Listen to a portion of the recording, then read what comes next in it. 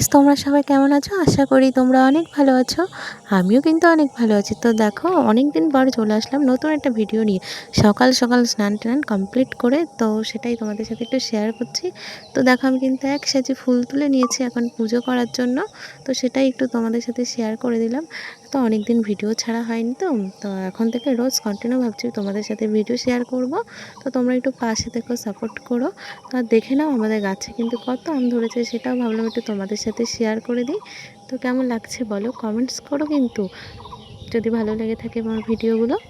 তো দেখতেই পাচ্ছ। তারপরে দেখো, আজকে বিকালে কত বৃষ্টি হয়েছে, সেটাই আমার সোনা বাবা তোমাদেরকে শেয়ার।